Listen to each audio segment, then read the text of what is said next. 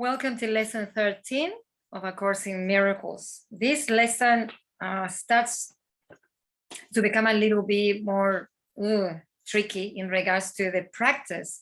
And it's the first time that the course introduces the idea of the ego and God. And it makes a very separate, a very clear division of what the ego is and what God, and starts helping us to identify the two thought systems.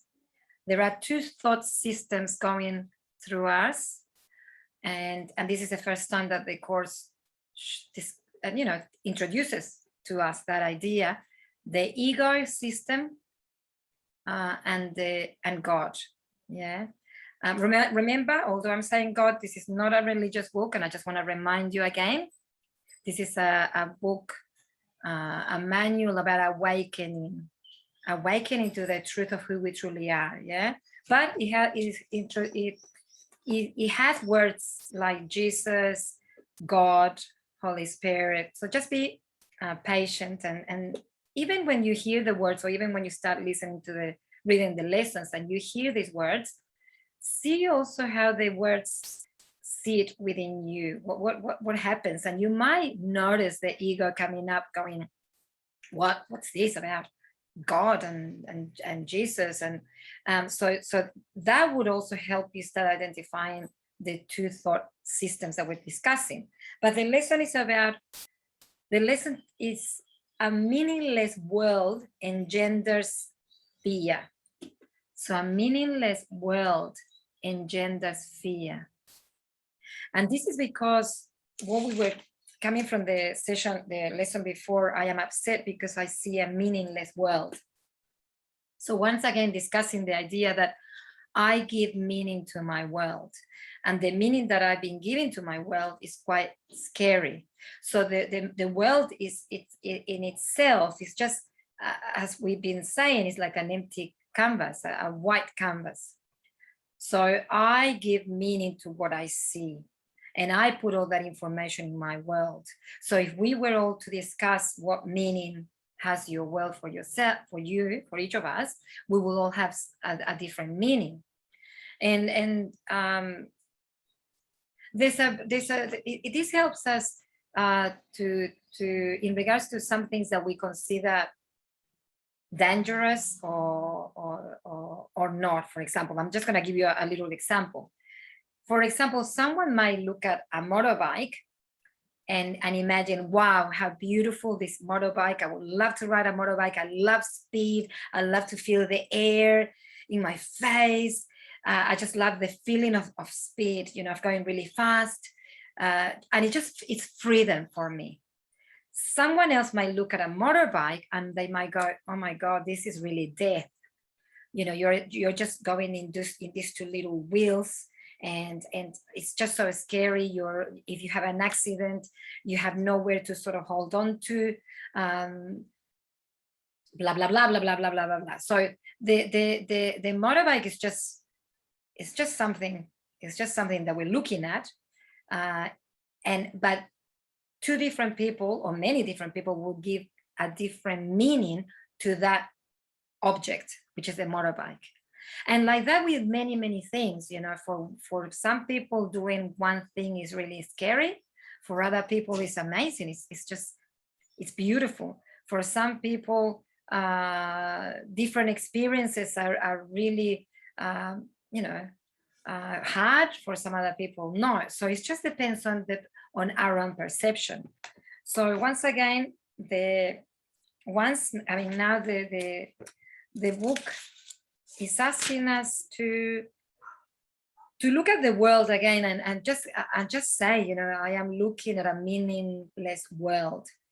A meaningless world engenders fear because I think I am in competition with God.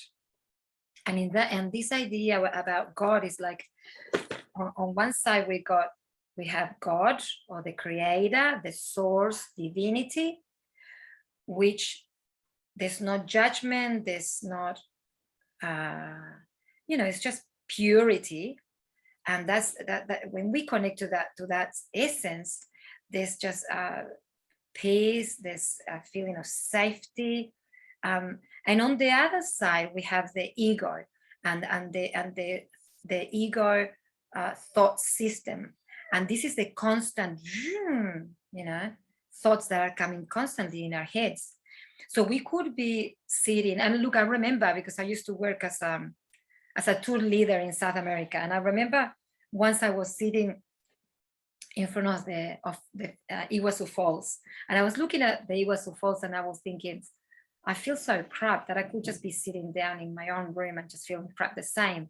So my emotions were actually affecting the experience that I was going through, which was like, well, I'm not in my room sitting down feeling sorry for myself, but I'm actually in front of this amazing place that is the Iguazu Falls. And in that moment, I realized, well, yes, it's not about what we are seeing in the outside. It's not about the world, because the world, it's meaningless, really. The Iguazu Falls, they're just falls. It was my perception to go, well, I just don't want to be here, or I feel, or this is so scary, or the power of the water, and maybe someone else was sitting down next to me thinking, oh my God, this is the most beautiful thing I've ever seen.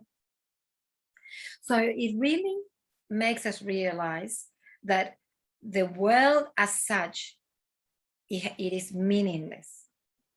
They're just figures, they're just experiences, they're just situations that we give meaning to. The meaning of the world as such is neutral, really. But it's what the ego is telling me about the situation, what the ego is telling me about this relationship, what the ego is telling me about my health, or my looks, or my finances, or the situation that we're going through at the moment with the pandemic. So once again, go easy.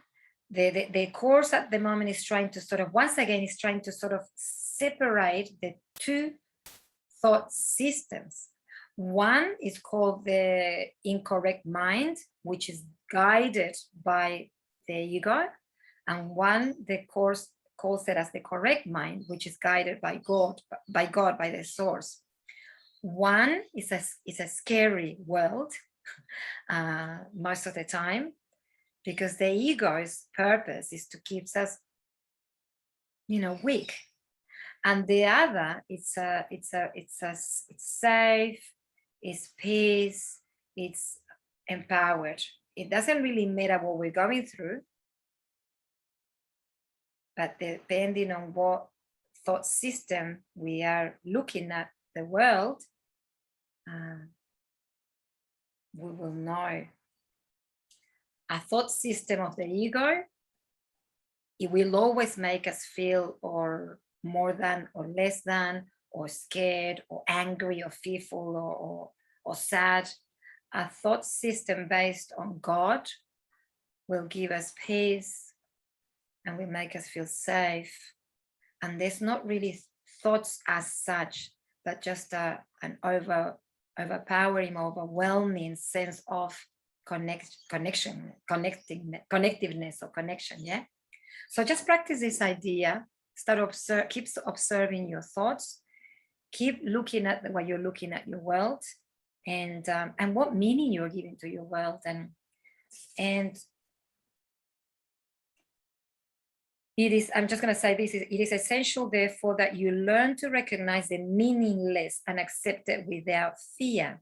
If you're fearful, it is certain that you will endow the world with attributes that it does not possess, and crowd it with images that do not exist.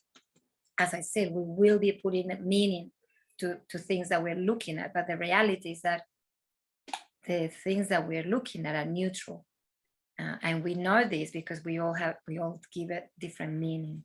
So enjoy the lesson, and I'll see you tomorrow for lesson 14.